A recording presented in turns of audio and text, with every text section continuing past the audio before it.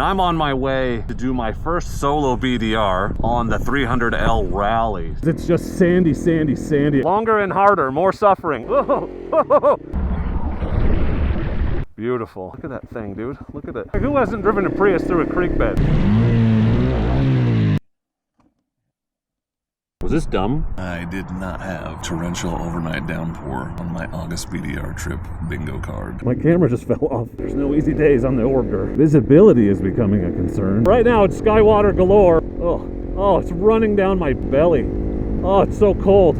Luge, this is it. Whether or not you like cow puns, I'm gonna milk it anyway. That was a weird rut and that almost sucked bad. I do not know how I saved that. I thought I was going down, dude. Okay, stop talking to yourself, dumb.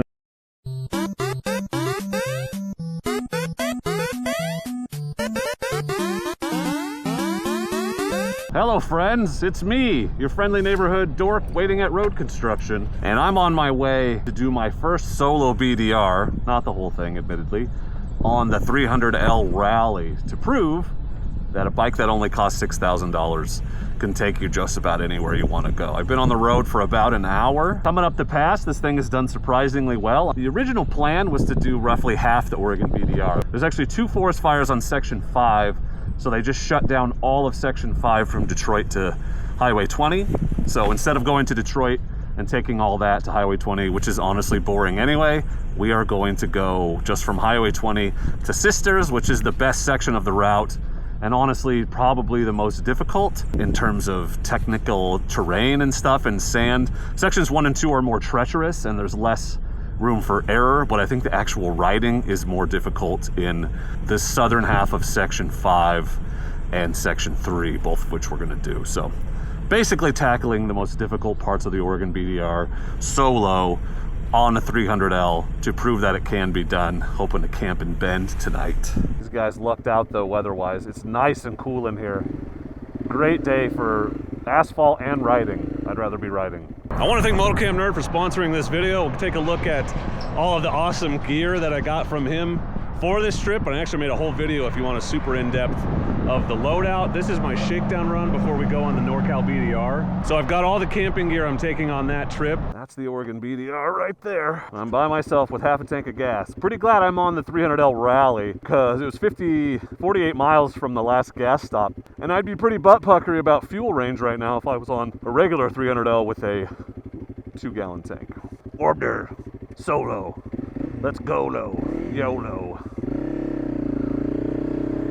So I say this is one of the most difficult parts, and no, this is not the difficult part to which I'm referring. It's when we get down the backside, although there is some technical stuff on this hill, because it's just sandy, sandy, sandy. It goes right through the OHV area, and it's deep sand. Nothing I haven't done before, but I haven't done it on this bike with this kind of load on it, so it'll be interesting. But if you don't like sand, this is actually the section right here, Potato Hill to Big Lake, that I tell people to skip. First part here is not a great warm-up. It's probably the hardest thing we'll do on the route, and then on the parts that we're doing. And then the other part I'm concerned about is up on top by Three Creeks Lake. I guess there's a bunch of foot-deep moon dust. The logging trucks have just been tearing up for months, and well, weeks probably at this point, because it was under snow before that. So this is a mini trip. I wanted it to be about half the BDR. It's going to work out to about a third, I think. But that's just because there's some stupid long sections too. Like Section 1's 160 miles, and Section 4 that we'll do is only 60. Yeah, I can feel the slidiness. This is usually where relief kicks in because you're almost out of the hard part. But no, I'm going directly into it. So this is where trepidation kicks in, because the sand begins right here. Yep, sand, sand, sand. Oh, yeah. And it's all these deep sand whooped out banked corners, so it is interesting. Ooh, technical. Lots of fun little hidden rocks in here. Love it. Love it. Thank God the temperature, dude. It's only like 75 degrees right now. Like I said, last time I was up here at the camp out just 2 weeks ago, it was 100. And we are very close to where we were, where it was 100. Oh, there's a sandy hill. Never done this uphill before. Ooh, okay. Sand is slippery. Did you know? Nobody told me. Should have written that down. Write that down. That's a good one. Write that down. Sand is slippery. Sandy boy. You see all this sliding around we're doing? It's a sandy boy. Uphill sandy boy. Fun. Get over. Will they get by? Maybe. We'll find out, won't we? We'll find out. Thank you.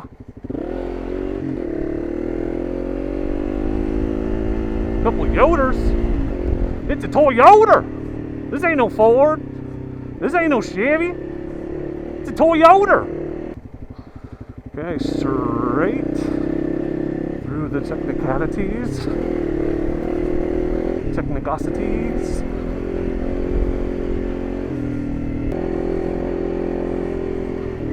Haha! Well, that's the Big Lake to Highway 20 section. No drops so far. I will take it, my friends. That calls for some agua. So there are two ways to go from here. One is straight out to the Cache Mountain expert section, which I've done, have a whole video on. My concern is with the smoke, it's probably not even worth going up there. So the alternate is, you see this left line here? That's the harder path that goes around the backside of Cache Mountain. I've never actually ridden that. So I'm in favor of new territory today because this road on the right is one of my favorite places to ride on earth, but I've done it a bunch of times in videos, you've seen it. So I'm thinking we take the harder bypass around Cache Mountain. You guys decide. So if you want me to go the harder, longer section, hit the like button right now. And if you want me to go to the shorter section and ride to the top of Cache Mountain, which I've done before on camera, hit the like button right now. It knows the difference. You don't have to worry about it. It's some wibbly wobbly, timey-wimey stuff. Okay, let me tabulate the results. Okay, longer and harder, more suffering. I'm shocked that's what you guys picked. Okay, well, let's tackle the section. The one part of this ride, I have no idea what I'm getting myself into. All right, harder alternate path around the north side of Cache Mountain. Here we go. Okay, here's my turn. Almost blew it. I was too busy looking at the truck sign. Yeah, fourth gear is not going to do it, boys. And you have to lift up your foot if you want to shift. All right, right into the sand, shockingly. I'm shocked. Holy f***, what are we doing? Are we going that way? Is it not this way? Sure looks like it goes that way. That is deep-ass sand. Nathan.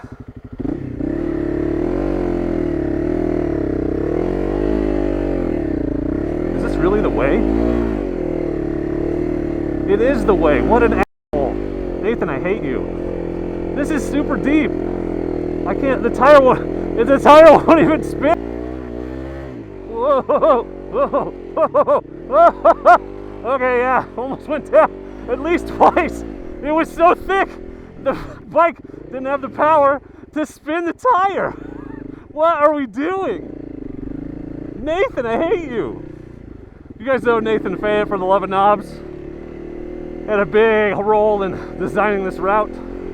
So whenever I get on a road that's just hard for the sake of hardness, having ridden with the guy, I know it's his fault. And even if it isn't, I blame him. So you should all blame him too. I just texted Nathan a picture of what I'm about to do, and I said, this is your doing, isn't it? He sent back simply, you're welcome. Am I? Guess we'll find out.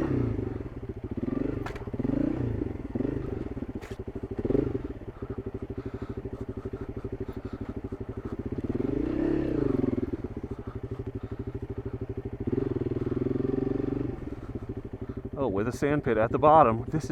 We're talking foot-tall drop-offs here, guys.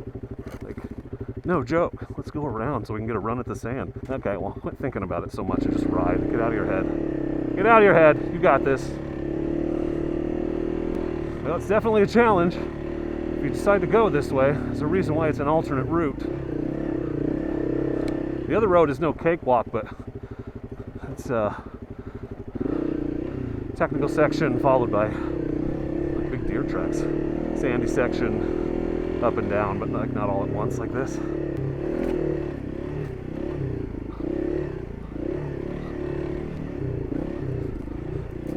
So tricky with these deep sand whoops because you got to keep moving, but you can't carry too much speed over them either, because you'll jump it, and that's not always the goal, friends. Which way are we going here? Looks looks like left. That also looks like they just match back up with each other, so I don't think it matters.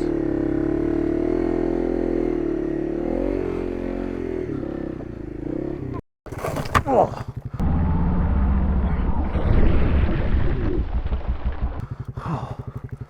I don't know what that was. That's what happens when you think about it too much. Why did I take the sandier part? Because I'm stupid. I don't know if I can pick this up fully loaded. I haven't tried yet. This is what I was afraid of. And now I get to think about that the rest of the f***ing day.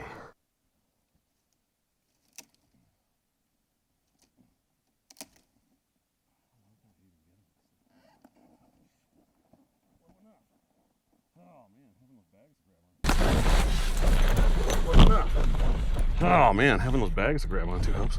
That's gonna get right in my head. If I'd been standing, I probably would have been okay. That's fine. Do I dare even look how much is left of this? Oh shit, dude, there's a ton left. I'm a quarter of the way through this. I might have to waddle for a minute just to get my mojo back. I think that might happen. All right, well, nothing to it but to do it. It's not like I can stop here. Okay, let's get some air flowing.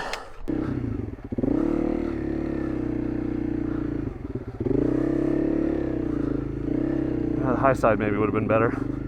Carrying more speed would have been better. But hey, what the hell do I know? Just a guy that crashes all the time. Yeah, that waddle is too much work. We gotta stand up and go, I think. Yeah, not so cocky-talky are you now, buddy? No, sir.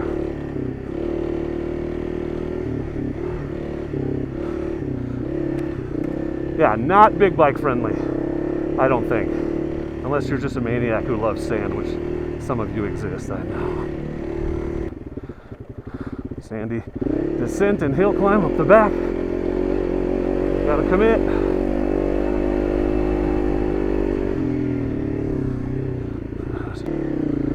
Those 2-foot deep ruts. Ooh, cool campsite though. Is there a lake right there? Sure looks like it. There is a lake right there. Okay, I'm gonna mark this. Man, that is sick. I love it. Not a bad spot to camp.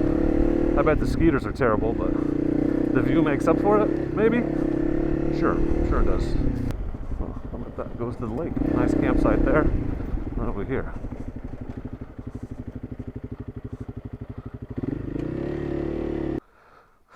Oh man. Yeah, a little marshy. Not shocking, but damn. Hard to believe this is all just up here. And I've been up here 1,000 times and never been to this lake. There's a birdhouse right there. Beautiful. What a great little camp spot this would be. This reminds me of Section 3. It's just this kind of sustained difficulty. There's always something going on. It's sandy, it's whoopy, it's rocky, it's climby, it's descendy. There's always something. Which we'll see tomorrow, I assume.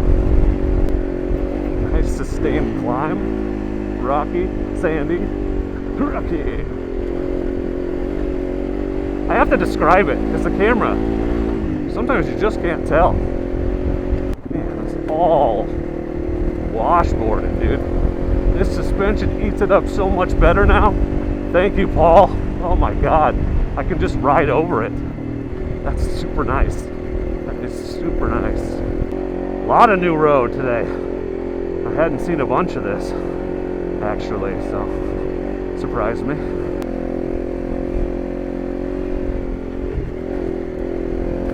Man, it's so much nicer to be on a bike because there's usually a decent line through stuff that doesn't require you to hop over everything the way it does if you're on a four-wheel drive vehicle. Pick your way through. I definitely think I'm running parallel to the road I wanted to be on. Oh, it's hard to tell though. Yep. So that was not the right way, but it doesn't matter because we're connecting to it right here. Or at least connecting to the road that connects to the road. That's the right way. Then we're going to do some of the... So this is part of the expert section right here, I think. Still going to get a pretty good view of Mount Washington, right? The view is pretty good today. Damn, look at that.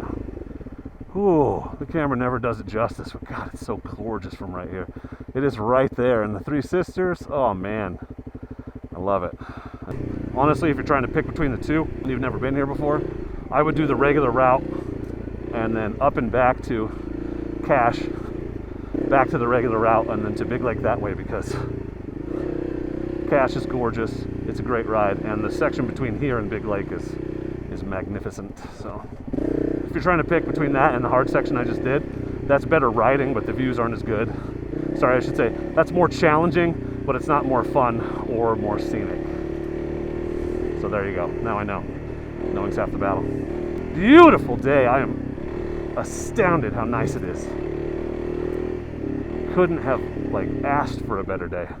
Like if they were like, pick the weather you want for the day you go run part of the BDR, I'd be like 70 degrees,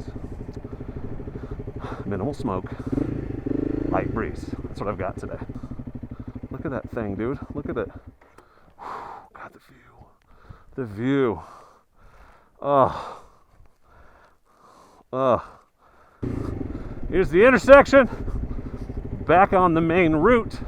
We're gonna take a left here, head towards Skylight Cave, which we're not going to this time, but you can see there's the sign, there's the road. And we're back on the main blue line. Look at those mountains. Beautiful. Beautiful. Love it up here. There are a few decently chunky sections here on section 5 after Cache Mountain. This is one of them. Nothing crazy hard, but just know you're going to be dealing with some rocks and stuff. Pick your lines, take your time if you need to. Beautiful terrain.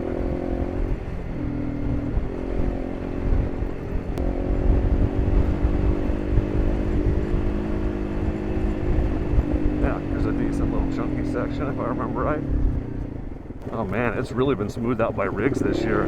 This was a lot worse. I feel like I guess side-by-sides do good sometimes. There's one right there, speak of the devil. All by itself, huh? Somebody must have broke down. Sorry guys, it sucks. You're not here, so you must have got help. Or you walked out, that'd be bad. Fortunately, the highway is not far. So this is the road to Skylight Cave, which I recommend visiting if you're running the route. But I'm gonna keep going into Sisters and get some lunch. It is fast cinder roads like this, all the way to Sisters. So I will catch up with you there. We'll get some gas, we'll get some lunch, and we'll tackle the backcountry roads between Sisters and Bend. Fun route ahead. But first, I'm hungry.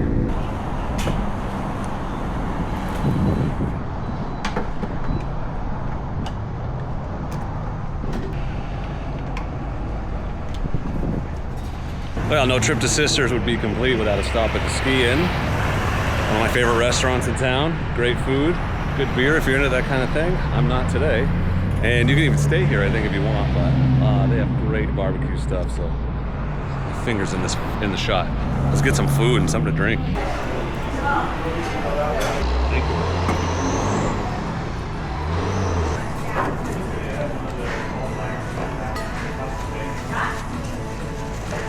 you. So Sisters is the end of section 5, so we did our half of it.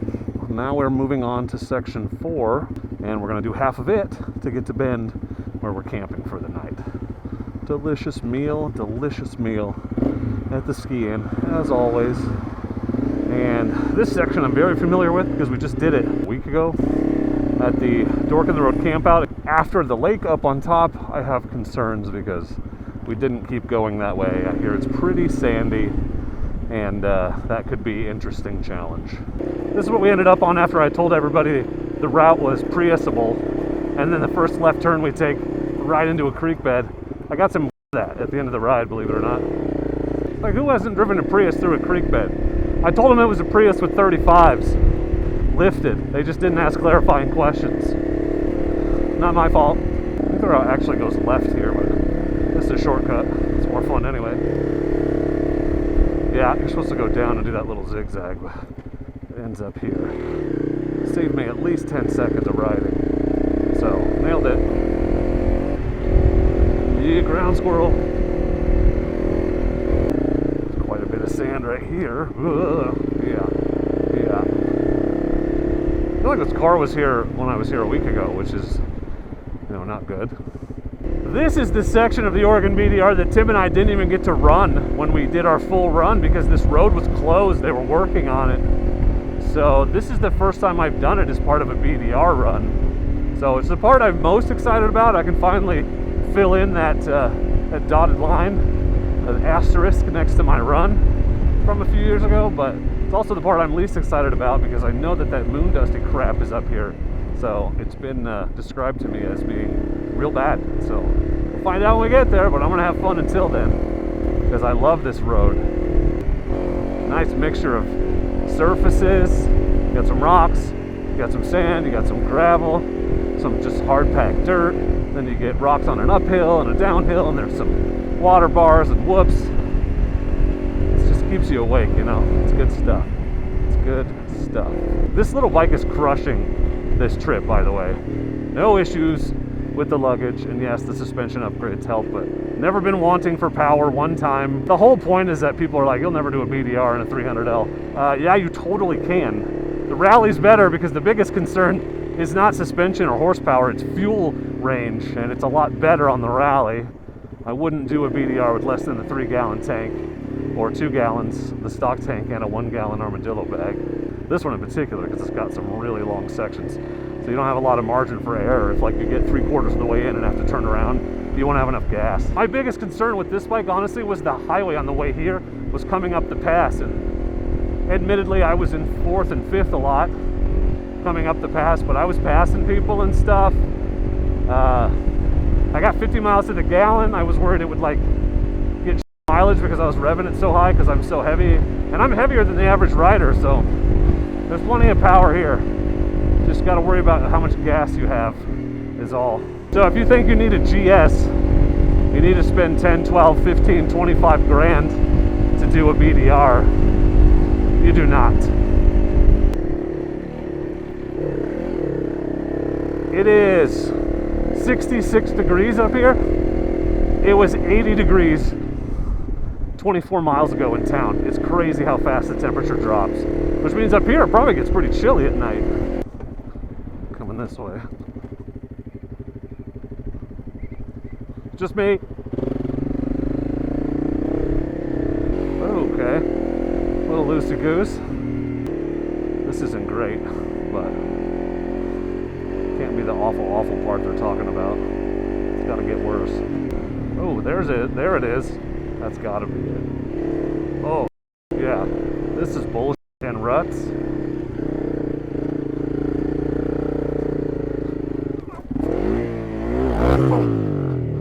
Oh. Oh.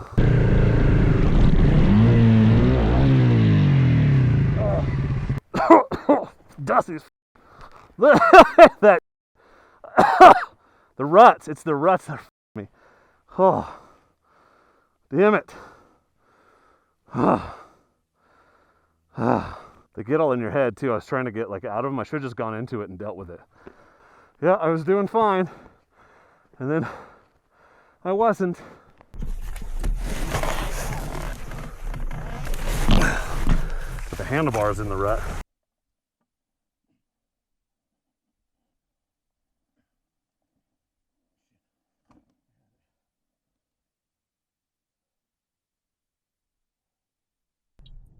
I got the bike back up. It wasn't easy. So what I did wrong was ignored my instincts. I was like, I should go in the rut. The rut will be better. I didn't. I tried to stay in the center where it's loose, thinking if I got in the rut, I wouldn't be able to steer out, but the ruts are all compact. I'm standing in one right now. It's barely deep at all, so should have gone for the rut. It's a lot heavier with all the gear and a full tank of gas than it is just picking it up when you're dicking around. All right, let's give it a shot. Oh, so much dust in my mouth, dirt in my mouth. I don't actually think it's that bad right here. It isn't. It's pretty compact where the cars have been. Honestly, it's not that bad. You can see where people get crossed up and they get in trouble. Lots of evidence of that. Yep, there's some more. But if you just stay down in the ruts, yep, not loose at all. Crash didn't hurt at all. I did break a mirror wheeling this bike around, which you're not supposed to be able to break those, so that's kind of funny. But I'm just winded from trying to pick it up. This is why, again, dummy, it's not smart to do these by yourself when you're in this poor physical condition. There, I see more ruts, I see more ruts. See more butts, see more ruts. Very good. And then I think, hopefully we're onto a cinder road. Yeah, it looks good. Should be a lot faster on the way out. Yes, okay. Alright, I don't want to get too excited, but that might have been the bad part. We might be through the bad part. Look at that view! That is Bend. That's where we're headed. It's literally all downhill from here. Pretty exciting. Let's get there. Let's get to camp.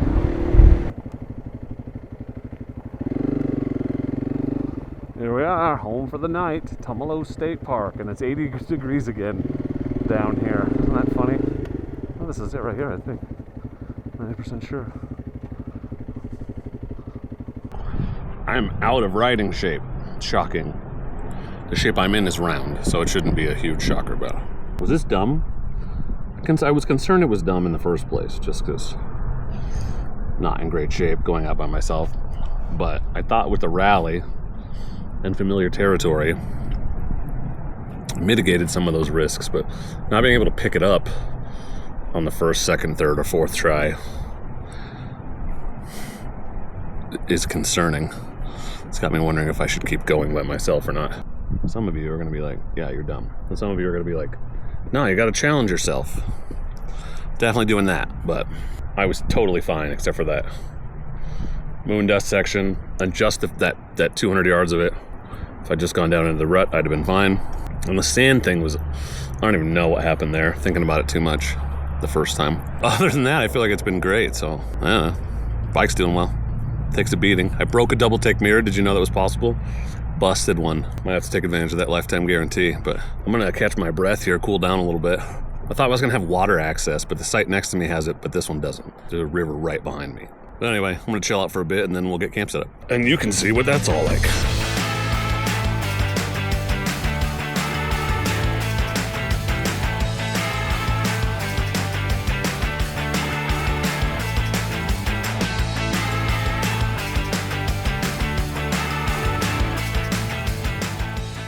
Okay, we're not just testing the bike and the setup on this video, or the old man riding it. We're also testing out the new camping gear setups. This is my Big Agnes copper spur tent. Oh my God, I literally, the second I started clicking the poles on, I liked it better than the Tiger Wall. I don't know, it's just not as simple and elegant as this copper spur. So thanks to MotoCampNerd for sending me that and for sponsoring this video. I also like the color better on this tent. It's a little roomier. There's plenty of room for me and my gear in this thing. And then inside, this is my Enlightened Equipment quilt, loosely attached to my Nemo Tensor all-season sleeping pad because it's going to be hot tonight, so I'm not worried about getting it tightly wrapped around me. I just realized I still have tent stakes in my pocket. I always rock 2 pillows, so Nemo pillow. See some Arrows pillow. And I inflated all this, as you saw, with my tiny, tiny little inflator. I actually thought I lost that little thing, but I just stuck it in the bag of the air mattress and forgot about it. That's how small it is, so well done me. Camp is set up. We can't have campfires tonight. Fire danger, too bad. Grace is gonna come get me. We're gonna go have dinner. Nothing to do here but sleep, so might as well go have dinner and maybe a brew or two. It's always nice to be able to do that and visit local restaurants and things when you're out on a trip like this. And then we'll come back and basically crawl into the tent and go to sleep, because without a fire, there's nothing to do. I've decided what I did today was not dumb, because I just considered the worst case scenario. What's the worst thing that could have happened if I had not been able to pick that bike up today?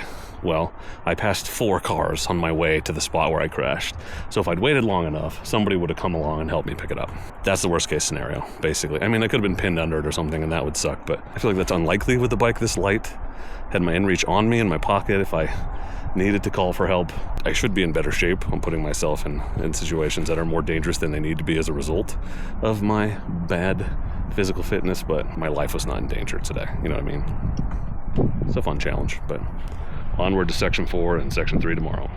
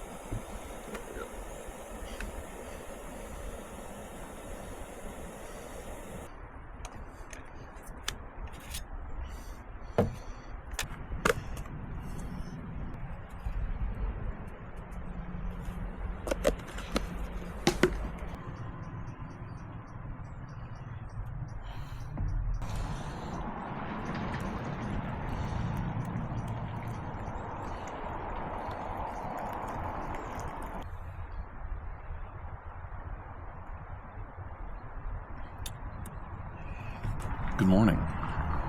You may have noticed that things are a little damp. I did not have torrential overnight downpour on my August BDR trip bingo card. Now I get to pack up a wet tent. And they're doing road construction right outside the campground, so you can't hear it right now, of course, but at 6:30 this morning, they were backing up trucks and making a lot of construction-related noises, so sleeping in was not really an option. So here we are. Did not sleep well. It was too hot. I couldn't get to sleep. So today will be interesting. So I'm gonna get some coffee, gonna pack up, see where the day takes us.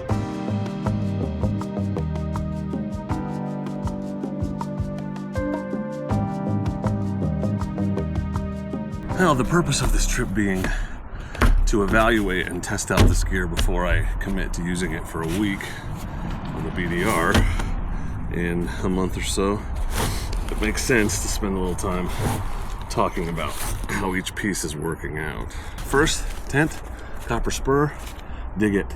It's a little bigger than my Tiger Wall. The pole sections are a little bigger. It makes sense because there's more poles, but this is a very roomy tent, a nice tent. I'm a little upset that the first time I used it, I had to stuff it back in the bag, all wet and muddy. So that's gonna have to come out and get hung out at home, maybe even hosed off. But very pleased with the tent. Not a cheap tent, but if you're trying to maximize space savings, it's hard to beat a tent this size for a trip like this. So no complaints about this tent whatsoever. Really like it. Easy to set up, quick to take down, obviously waterproof because I stayed dry last night. This is my Enlightened Equipment quilt. You can see it packs down to about the size of a cantaloupe in this Sea to Summit evac compression sack. Great setup here too. This is so small, saves me so much space. My only complaint about this quilt is that it's almost too warm. I think this is the 20 degree, and it was so hot last night, I had my feet in it and that's it, just so I could get it if I needed it. But I didn't even throw it over me until about 4 o'clock in the morning. It may be too warm for summer trips sometimes, but it's the smallest packing sleep setup I have, so I'm gonna keep using it. Nemo Pillow, you already know how I feel about this thing. Very comfortable. I will say the neck gaiter I'm using as a pillowcase is getting pretty gross, and I gotta remember to take it out and wash it off when I get home. See the Summit Aeros pillow, always worth having in your bag. I like having that second pillow. It's not all sunshine and roses though. This is that Nemo Tensor sleeping pad. Smallest packing sleeping pad I have, which is a huge plus, which is a large reason why it's in here. My inflator pump is in here too. That's how much extra room there is in this bag. So that flex tail inflator pump is here. So in terms of small packing, 10 out of 10, can't beat it. I don't have anything close to this, but it's not the most comfortable pad. It's thick enough. It's just, I think it has something to do with the baffles or the lack thereof. It just isn't as comfortable to sleep on as some of my Big Agnes pads, so I'm reconsidering taking this one. This is a great pad. Like, it's not super expensive, it's not cheap, but it's got a fabulous R rating. You can sleep on the snow on it. As a stomach and side sleeper, I don't know if it's doing it for me. I need a little bit more. Part of that is I didn't bring the sheet that goes over this, forgot it, and it doesn't have like a quilted top. So with the quilt, you're laying right on the pad, and it's not the most comfortable pad to just lay right on because it feels like a latex raft or something. But I don't hate this pad, but I don't know if it's the one I'm going to take on the BDR just because it was not as comfortable as sleep as I'm used to with some of the other pads, my Big Agnes pads. That's how the gear is working for me on this trip. Thanks to MotoCampNerd for sponsoring this video. Thanks to MotoCampNerd for sending me all this gear. Thanks to MotoCampNerd for being a rock star. And if you're looking to outfit your bike or put together a kit for your next trip, your first trip, your 500th trip, MotoCampNerd has the world's largest specially curated selection of motorcycle camping gear. The owner, Ben, is a friend, and I'm very happy to be working with him and helping him build this store up, build his dream of doing it full time, and devoting all of his time to helping us have more comfortable trips when we go camping on our motorcycles. So pop over to the side, I'll link it for you. But now it's time to put all this crap back on the bike and maybe get back on the trail.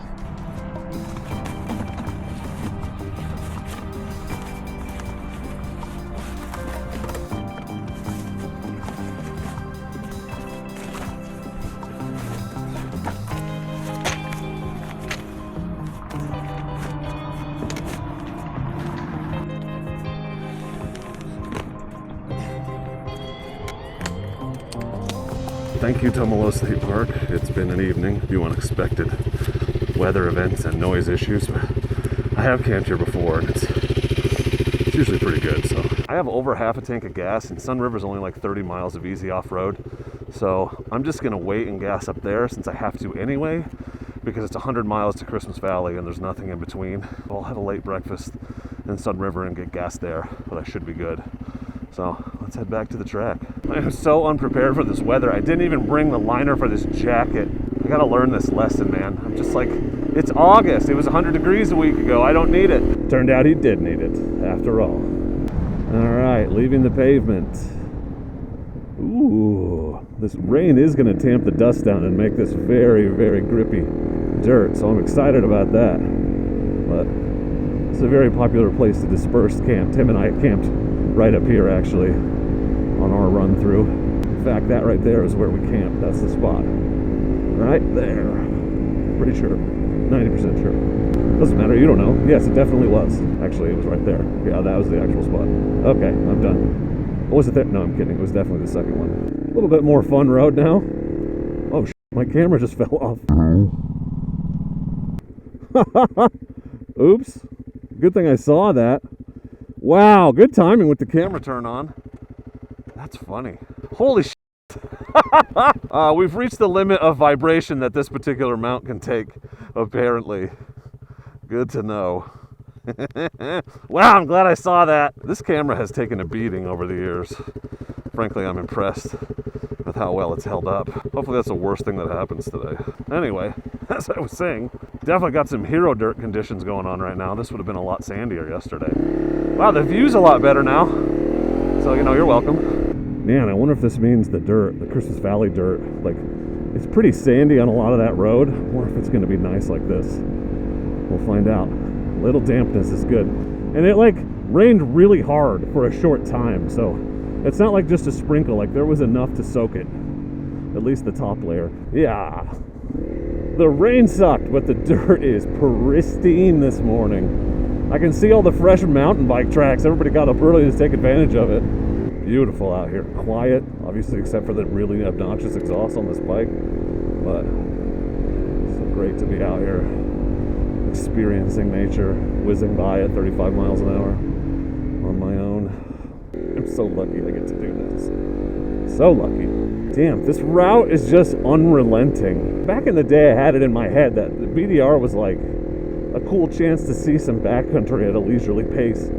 And the Oregon BDR is not that. It is just riding. Like, you have to ride the whole time. But there's no, like, just shut your brain off and cruise sections, really. I mean, I did about 3 miles of it today, but I'm into the sandy. Remember I said, oh, it's about 30 miles of easy gravel? Yeah, no, I'm misremembering. There's definitely some sandy stuff. And it's just getting worse now that, like, when I did it, we were one of the first groups to do it because they announced it in February and we ran it as soon as the snow melted in July. And now it's just getting torn up because everybody's doing it, so it's just getting worse. It's not a great first BDR. Pretty challenging in a lot of places. Probably not a smart one to do solo as my first solo, honestly, but it's just closest to home, so, you know. Oh, deer, 2, a little baby, fun. Nice. Oh, there's another. You're okay. You're okay. Wrong direction, buddy. Yeah, look, here's some more sand.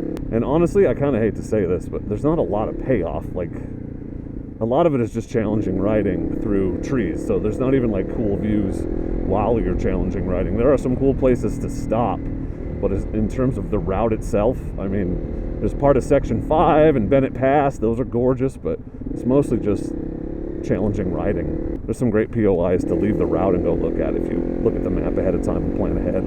Made it to Sunriver, and this Shell station is conveniently, literally right on the route, so well done. That was closed. Okay. I don't understand what the problem is with subways in Central Oregon, but every time I try to go to one, it's closed, so I guess we're gonna try this local cafe instead. This is exactly what I needed. Look at that mocha. Beautiful. Cheers.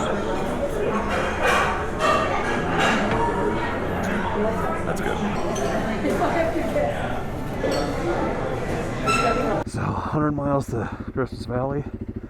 Let's get it done. Don't have to go far to get on dirt out here. 100 miles, here we go.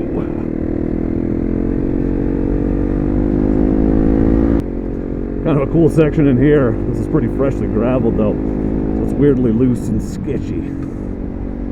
I don't like the looks of the clouds ahead of us. We're going up. It's mostly down today, but there is some up at the beginning. Looks like I'm taking this dirt road right in front of me. Yeah. Huh. Okay. So we may go up and get colder and maybe wetter before we start coming down. But we end the day in the desert, so it should only get warmer as we go, except for this first section, right? He said, optimistically, with hope in his voice. Somebody ran this right ahead of me. You see, this is fresh this morning, motorcycle tracks, and they're definitely doing the route because they've been ahead of me the whole time, and they're on the right side the whole time, so they're going the same direction as me too. Maybe we'll catch up, but whoever you are, feels like I'm riding with somebody now, so thanks, buddy. Oh yeah, I know I keep saying it, but this would be a lot looser if it wasn't wet, so that rain is working in my favor. I guess I'll put up with some cold to get a little bit better. Oh yeah, see, the road's getting a little funky. Oh yeah, it is. Get a little bit better traction. This is the section 3 I remember. Damn it, I'm gonna have to stand up. I'm gonna have to work a little. I like to watch this guy's line choices too. It's interesting to see the different decisions that whomever it is makes versus what I do. Oh yeah, this is torn up. This is not easy to drive type roads. Fun. Toe up from the flow up. Look at this, dude. This is trails, man. This isn't roads. I've been on OHV trails that were easier than this. Lots of times. Oh yeah. It's just torn up from all the traffic now that it's the BDR. Beautiful though. They got the lava rock poking through the sand. The young, these are ponderosas, I think. Wow, lots of sand. Holy crap. Pay attention to the track, my dude. Big drop. Right into a water bar. This is what I mean though. I told you there's no reprieve on this route. I got 15 miles of pretty fast gravel, and then it's into this sandy, technical, rutted out, rocky, lava rocky shenanigans. There's no easy days on the ORBDR. There just aren't. Oh, it's raining again. Little sprinkles, fine. I would prefer to stay out of the downpour if I can. It's like for real raining now. I've seen some mud even just splash through a big muddy puddle, so visibility is becoming a concern just because wet helmet face shield plus warm breathing inside equals fog. And yeah, pin lock, bro, I have one. It doesn't work great when it's cold, wet rain outside. So just wiping it off now and then and trying to take it a little slower. See, mud puddles, look at that. Way more rain up here than there was down below. There's a threshold here I'm hoping we don't cross, because right now it's just made all this loose sand super tacky. But if we get too much more rain, it'll turn into mud, and that'll be a whole different situation. We don't want that. Not on two wheels, no sir. Right now it is optimal in the middle, and I'm just gonna tell myself that's gonna continue. It's 46 degrees and raining. I'm wearing all mesh gear, mesh gloves. Adventure! Why are you complaining so much, dude? I'm just telling you what I'm feeling. I'm still doing it, aren't I? My job is to convey the experience to you through video, so just know it's a little chilly and I'm a little wet, but fun continues. We're a quarter of the way through the section now. Hell yeah. Wish I had goggles. My plan was, this will shock you, sunglasses, because I thought it was going to be warm. It's August. I was going to run visor up sunglasses. I did check the forecast, okay? It just was like supposed to be kind of cloudy sometime and mild temperatures, which I was excited about, but that changed in the last day since I started this trip. We're going up, but we should go down eventually once we get around Paulina Peak. He said optimistically, with hope in his voice. Why so much sky water? Oh, I'm getting soaked through. I have 2 t-shirts and this is the clean one. Well, there's no point in switching. It's just going to keep getting wet. Yeah, let's get wet. I do have a dry pair of underwear I can change into at the end. We'll see how this goes. I'm really hoping to just be out of it soon. Once we start coming down into the desert, it should be good, right? It's just, that's apparently farther than I was thinking, so I don't know. Right now it's skywater galore. We gotta be getting close to Paulina though. Oh, it's running down my belly. Oh, it's so cold. Whew.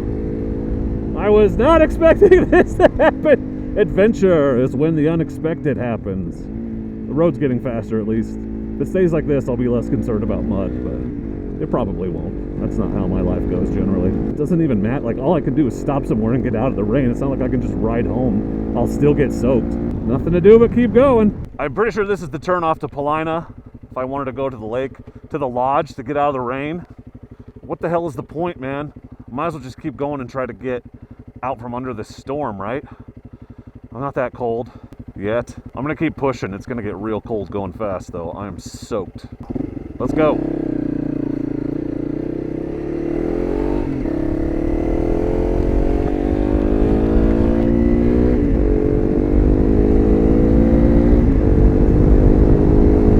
I finally caught up to the guy whose tracks I've been following. Got them Tusk 2-track tires, that's what I'm talking about. Anyway, this weather sucks, dude. That was Hernan. He's a subscriber, and he was attempting to do the BDR north to south on his way home, but a lot of the northern parts are closed. He had to skip the same part of Section 5 as I did, and he's bailing out, I think, because the rain and the weather, which I get. That's probably the smart play, but I at least know what's ahead of me. It's back to just sprinkling, which would be great if I wasn't soaked to the bone. If it stays consistently not bad, I might pull another shirt out and put it on. Yeah, this is the luge, dude. It's gotta be. It's gotta be.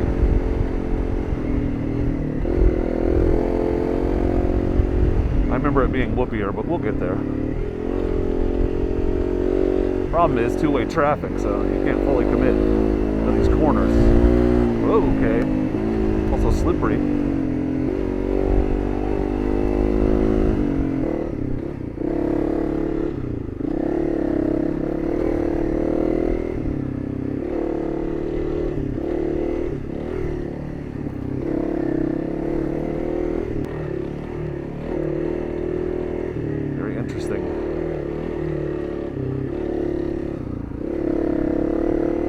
Luge, this is it.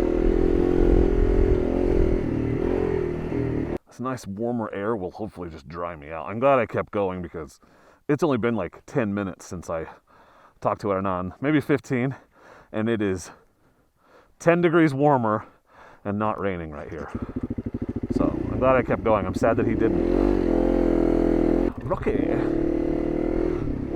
Well, I'm glad I didn't skip this section. I was miserable before, so I didn't think it would be any fun, but this is actually quite a nice change from just being miserable and wet. Some fun riding, remind myself what I'm doing out here. I'm actually in the East Fort Rock trail system right now, and I've ridden a ton of trails out here, so this feels like familiar territory. It's technically a road, but this is a trail, dude.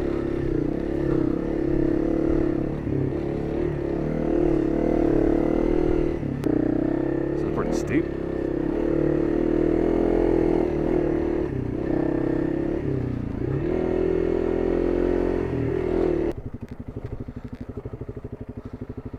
Anyway, you get the idea. Luge. All right, finish the luge. Look how much better the weather is. I knew it. I knew as soon as we got down off of that peak. There's even sunshine over there. I'm going to dry out. It's going to be a good day, Tater. Pine Mountain is right up here to the left. I've done that alternate path before, so we're not gonna this time. Just trying to get to the end. No side quests today, main quests only. But if you want to see it, go look at my original Oregon BDR video from last year, but it's up there. Actually, it's on the other side of this ridge, I'm pretty sure. But the road goes up on the back side of that ridge. Beautiful, and look how quickly, like, suddenly it's high desert. We're out of the forest, 40 minutes from the cutoff to Paulina, the crater where I thought about bailing out. So much better down here. Oh, thank God. I think we're also east of the mountain now. That's a big part of it versus on top of it. Headed in that direction, but 45 and a half miles in, almost halfway. Carry on, my wayward son. Love you, peace when you are done. Okay, I'm gonna stop. Welcome to the high desert. People don't realize, they think Oregon, they think trees. It's the first thing you're going to hear. But our state is actually half desert, and you get to experience a lot of that on the BDR. And Section 3 is the transition point.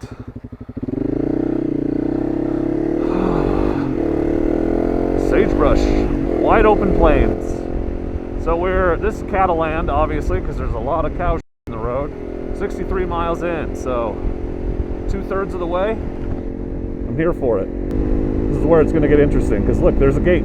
I see one. It's more fun when you're by yourself, or not by yourself, because then one person opens and one person closes. It's just me, I got to do the whole thing. Hopefully it's not too difficult. This one's not super loose. This will be interesting. So the rule is, if the gate's open, leave it open. If it's closed, close it after you go through. There's some poop right there. Told you. I remember 3 of these, maybe 4. Let's see if that's changed at all. Okay, the trick is bottom first, and then you wedge it up to the top. Yeah, okay, that one's not bad. Good, good. Found some chunk. Sloth loves chunk. Yep, I remember this spot. It's a shame the B camera broke off. Oh, it's just helmet cam today, I'm afraid. But beautiful out here. It's flat and wide open. I think this is where there's 2 gates right in a row. I remember getting all excited and then, bam, hit another one. It was funny. Oh yeah, this one's gonna suck. I can tell. It's very tight. Those we don't need much space on a motorcycle. The other trick is make sure you're on the right side of the gate when you close it again. Almost did it on the back side. Okay, that's good. That's in there. Let's go 100 feet and do another one. You're like, I'm feeling it. I'm hitting my stride. I'm grooving on this fun road. And then bam, gate. Bam, gate. It's funny. It's funny to me. Gotta love it.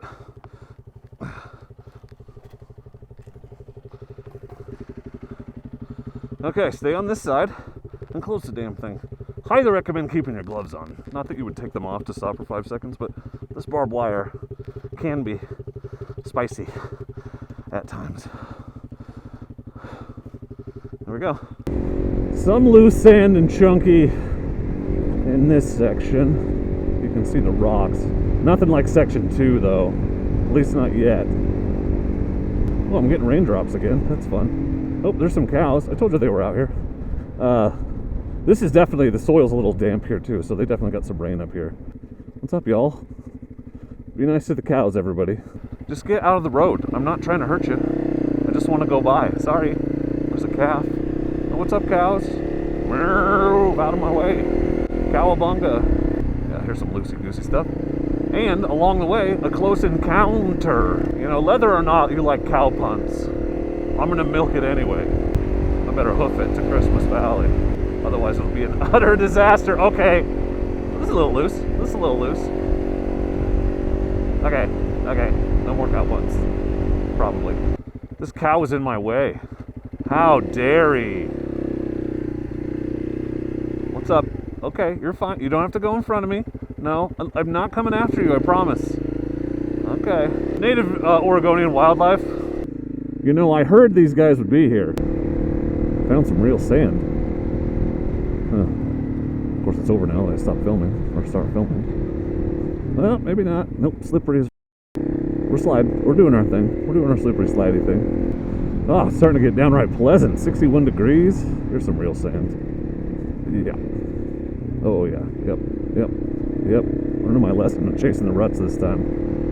It's the most compact because that big Chevy truck I just passed just went through here. Yeah, it's supposed to be 70 in Christmas Valley today. It'll be nice. So glad I kept going out of that weather.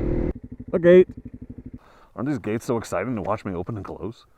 I bet they are, but you're just like, oh man, I hope there's 5 more gates. Well, I don't think there are, sadly. Well,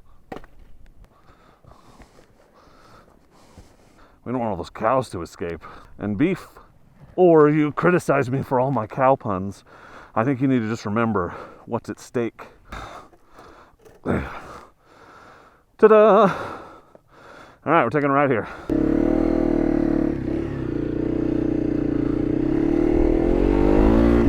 See that tower right there?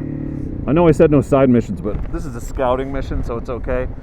This is the Green Mountain Campground. It's the closest campground to Christmas Valley. It's probably 10 miles away. So I just want to check it out, one, for future trip planning, and two, you know, if you're planning on running the BDR and you don't want to like pay for a hotel in Christmas Valley, but you need to stay near Christmas Valley, this is the closest place to camp. Okay, what the hell? Well, there's a sign that says Green Mountain Summit and Campground. I thought there would be a campground up here, but hey, the view isn't bad, huh? The view ain't bad at all. There's a sign over there. Huh, we'll find it, or we won't. Maybe I missed a road. Maybe there's a different road. There's the road. Okay. That makes more... Oh, there's like a sign. No way. Okay. This is the road to the campground, which does exist, apparently. You're not just supposed to pitch a tent up there on that big open flat spot in front of the tower. Empty, dude. Look at the view. Holy shit. Why did I not camp here? Damn. I want to remember this. There's a toilet for pooping? There's no one here. It's a Thursday, but it is August, and there's no one here. I don't see a place to pay. Is this free? We don't have a lot of that in Oregon, so... Must be. Okay, that's really good to know. Green Mountain Campground, free. Beautiful view, right on the route.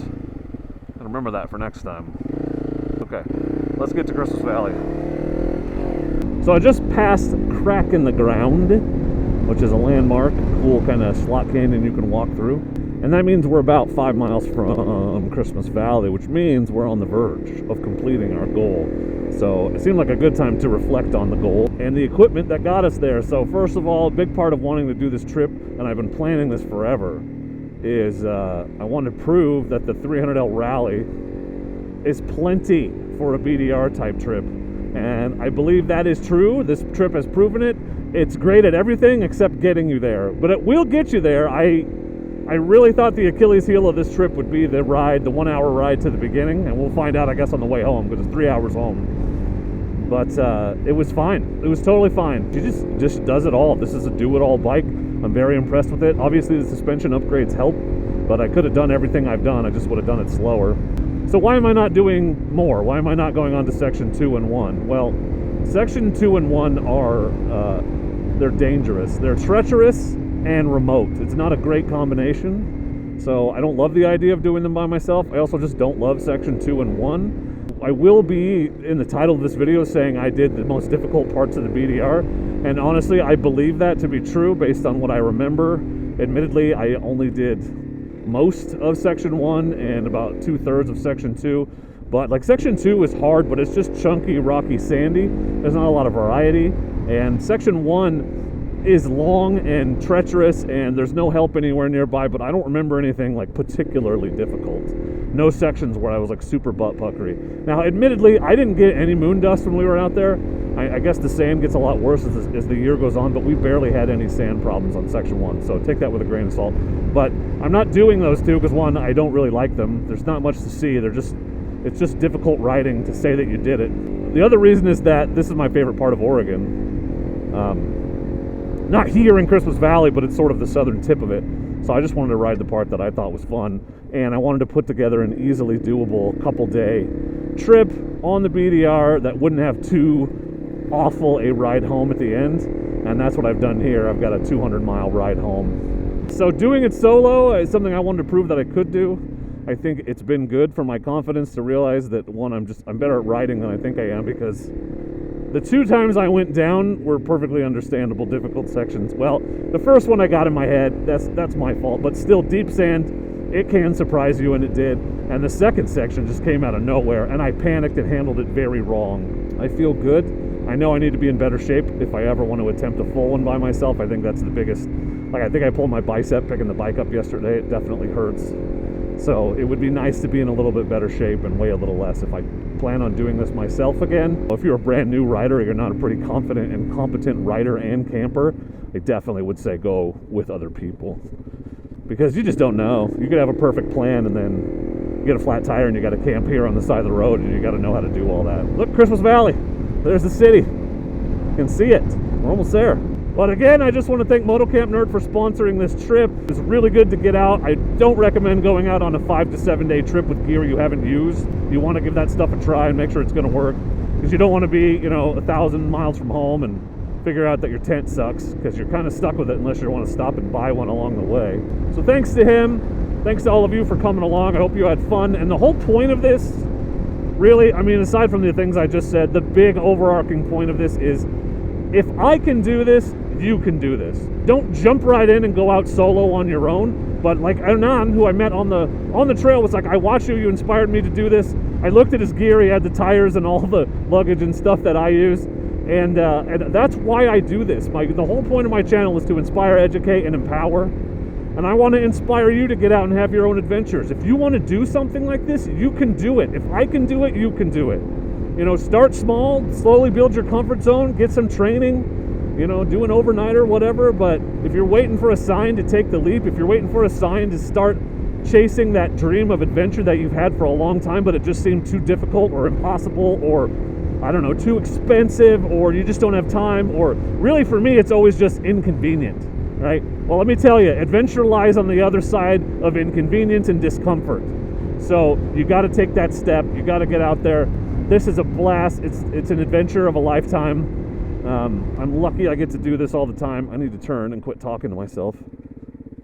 I missed my turn. I'm not looking at my GPS. I gotta go this way to the gas station. It's a more fun road anyway.